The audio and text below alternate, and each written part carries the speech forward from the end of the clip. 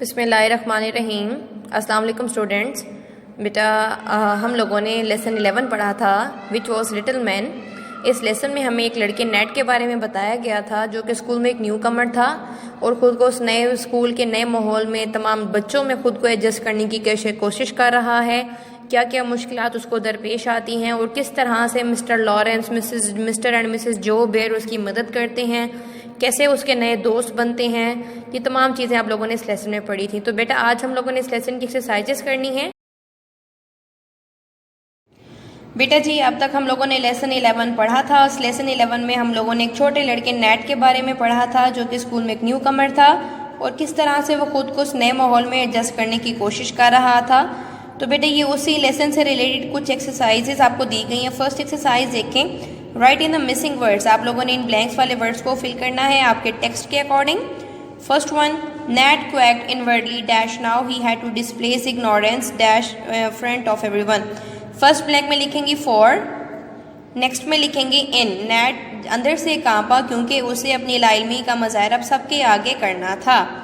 Mister Bear gave Nat a seat in a deep window। Mister Bear ने बड़ी खिड़की में नेट को एक नशिस्त दी। Where he could turn his back on the others, जहाँ वो अपनी कमर दूसरों की तरफ मोड़ सकता था। And Franz heard Nat say his lessons there। और फ्रांस ने नेट को वहाँ उसके असबाक सुनाते हुए सुना। Third, Nat was truly grateful for this and toiled away so diligently। toiled away का मीनिंग था सख्त मेहनत की और इतनी जान फिशानी से सख्त मेहनत की। वो नेट इसका बजा तौर पर शुक्रगुजार था और जान फिशानी से उसने सख्त मेहनत की। Number 4, Nat could keep his temper। Nat अपने गुस्से पर काबू पा सकता था। And Jack who is quick at numbers could not। और जैक जो कि अदादो शुमार में तेज़ है वो ऐसा नहीं कर सकता था। बेस्ट ऑफ ऑल, नेक्स्ट देखें, बेस्ट ऑफ ऑल सबसे बेहतरीन बात यह है Nat really care to learn something। Nat हकीकी तौर पर कुछ ना कुछ सीखने की परवाह करता है। And that is half the battle. और ये निस्फ फतह है। Nat's face has brightened more and more as he listened, for the list of his learning was small। Number 7, Mr. Bear told the students about Nat। Mr. Bear ने तुलबा को net के बारे में बताया, making such an interesting and touching little story out of it that the good-hearted lads all promised to lend him a hand। कि तमाम अच्छा दिल रखने वाले लड़कों ने उसका हाथ बटाने का वादा किया। Till Nat was stronger, much study was not good for him। However, Mrs. Joe Bear found various amusements in the house। ताहम मिसेस जो बेयर ने अपने घर में मुख्तलिफ तफरीहात तलाश की। Nat worked like a beaver in the garden। Nat ने एक ऊद बलाव की तरह बाग में काम किया। Preparing his little farm, अपना छोटा खेत तैयार किया। And sowing his beans, और अपनी फलियां बोईं। नेक्स्ट देखें, Nat was getting stronger with healthful work, good food and the absence of that heaven burden poverty. Net ज़्यादा ताकतवर हो रहा था सेहत बख्श काम की वजह से, अच्छी खुराक से और उस भारी बोझ गुर्बत की वजह से। बेटा ये आपकी एक्सरसाइज बहुत ही इंपॉर्टेंट है। पेपर में 5 मार्क्स का आपका क्वेश्चन आता है कंप्लीट दीज सेंटेंसेस का। इसी तरह से लेसन के टेक्स्ट से रिलेटेड कुछ ब्लैंक्स दी जाती हैं, 5 ही आती हैं और आपको इसमें कोई चॉइस नहीं होती। आपने बहुत कीनली इसको फिल करना होता है, तो इसको भी आप लोगों ने ध्यान से फिल करना है। Now girls, this is the second exercise। Question read out करते हैं हम लोग। Here is a list of words taken from the story by each one। Write a word or phrase with similar meaning taken from the second list। बेटा यहाँ पे आपको second list एक दी गई है जिसमें उन्होंने इन तमाम वर्ड्स के सिमिलर्स आपको दिए हैं, लेकिन पेपर में आपको ये लिस्ट नहीं दी जाएगी। आप लोगों ने ज़बानी ही लिखना होगा इन तमाम वर्ड्स के सिमिलर मीनिंग, यानी इन्हीं के मिलते जुलते अल्फाज आप लोगों ने लिखने हैं। फर्स्ट वर्ड देखें, लैड। लैड होता है लड़का, इसका लिखेंगे अ बॉय और young man. Second, recite. Recite होता है पढ़ना।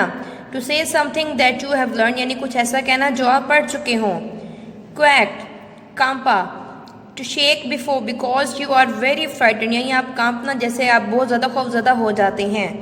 ब्लंडर्स, गलतियाँ। केयरलेस, मिस्टेक, लापरवाही से की गई गलती। फेथफुली, वफादारी से। In a way that shows true commitment. Honoured, respected. Discouraged, हौसला शिकने की। Feeling less confident. बेटा पेपर में आपका 2.5 मार्क का ये क्वेश्चन आता होता है जिसमें आप लोगों ने सिमिलर्स लिखने होते हैं, वर्ड्स दिए गए होते हैं, उनके सिमिलर्स आप लोग लिखेंगी और बेटा आपने एक चीज़ का ख़ास ख्याल करना है, या तो तमाम आप सिमिलर्स को स्टार्ट करें कैपिटल अल्फ़ाबेट से स्टार्ट करें या तमाम को स्मॉल अल्फ़ाबेट से स्टार्ट करें, और आप लोगों ने ओवरराइड कुछ नहीं करना। ये एक्सरसाइज भी बहुत इंपॉर्टेंट है। नेक्स्ट ये एक्सरसाइज देखें, look up these words in your dictionary. आप लोगों को कुछ वर्ड्स दिए गए हैं यहाँ पे, आपने उनके मीनिंग्स लिखने हैं। फर्स्ट वर्ड इज रिड्यूस, कम करना, डिस्पेयर, मायूसी, पिंच, चुटकी भरना, ब्राइटन, रोशन हुआ, प्लॉड, प्लॉड अवे का हम लोगों ने लेसन में जब मीनिंग लिखा था हमने लिखा था इसका लफ्जी मीनिंग होता है तकलीफ से चलना, लेकिन प्लॉड अवे का याद था हमने मीनिंग लिखा था कि मुश्किल मरहले से गुजर जाओ। इसका लफ्जी मायनी है तकलीफ से चलना। अर्नेस्टली, संजीदगी से, एक्यूरेसी, दुरुस्ती। बेटा आप लोगों ने ये मीनिंग्स लिख लेने हैं इसके। Girls, look at this exercise. Rewrite these sentences so that they are about the past. Use any of the phrases in the last columns of the table. Be very careful about the spelling. आपको जो statements दी गई हैं ये तमाम statements आपको present indefinite tense के according दी गई हैं। आपने इनको पास्ट टेंस में चेंज करना है, यानी पास्ट इंडेफिनिट टेंस में हम लोगों ने क्या करना है, सिंपली हमारी फर्स्ट फॉर्म को सेकंड फॉर्म में चेंज करना है। और जो हमारे एंडिंग वर्ड्स हैं एवरी डे, टुडे, इस टाइप के वर्ड्स को हम लोगों ने yesterday, last day, last month, last week, इस टाइप के वर्ड्स में चेंज करना है, यानी हमने हमारे प्रेजेंट टेंस को पास्ट इंडेफिनिट में चेंज करना है। फर्स्ट एग्जाम्पल देखें, she smiles at me every day. In this tense, we have used first form of verb. When we have changed it into past tense, we will use she smiled at me yesterday morning. Look here, we have used second form of verb instead of first form of verb. और every day की जगह हम लोगों ने लिख दिया yesterday morning. She smiled at me yesterday morning. इसी तरह से नेक्स्ट स्टेटमेंट देखें, the girls do their homework in the evenings. इस टेंस में हमने फर्स्ट फ्रॉम डू का यूज़ किया है। जब नेक्स्ट हमने चेंज किया, the girls did their homework last night, हमने यहाँ पे डू की जगह डिड लगा दिया हमारी सेकेंड फॉर्म, और इन द इवनिंग्स की जगह हम लोगों ने कर दिया लास्ट नाइट। बेटा इसी के अकॉर्डिंग आपने बाकी तमाम स्टेटमेंट्स में भी यही सब कुछ करना है। आपने फर्स्ट फॉर्म को सेकेंड फॉर्म में चेंज करना है, और आप लोगों ने एवरी मॉर्निंग, एवरी डे, इन तमाम वर्ड्स को पास्ट वाले वर्ड्स में चेंज कर देना है। अगले पेज पर भी बेटा यही तमाम आपको स्टेटमेंट्स दी गई हैं इस एक्सरसाइज की, आपने इनको इसी तरह से फिल करना है। आई होप आप लोग इसको बहुत इंटरेस्टिंग पाएंगे।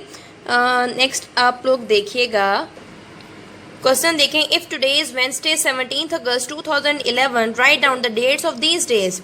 वो कह रहे हैं अगर आज बुध का दिन है 17 अगस्त 2011 है, तो आप बताएं कि इन दिनों में कौन सी ये डेट्स बनेंगी। जैसे कि येस्टरडे, गुजरा हुआ कल, क्या होगा, ट्यूसडे। गुजरे हुए कल क्या था, ट्यूसडे 16 अगस्त 2011। अब टुमारो, आने वाले कल में क्या होगा, थर्सडे अगस्त 18 2011। बेटा ये एक्सरसाइज आपकी जस्ट रिटन प्रैक्टिस के लिए है, इसको फिल कीजिएगा। नेक्स्ट देखें, use the phrases in the last question to describe these dates. अब उन्होंने आपको डेट्स दी हैं तो अपने फ्रेजेस में बताना है कि वो येस्टरडे है, टुमारो है, ये क्या है। एग्जाम्पल देखें, ट्यूसडे अगस्त 16, ये हमारा येस्टरडे हो गया। Friday 19 August, the day after tomorrow, ये भी आप लोगों ने इसी तरह से ही फिल करनी है।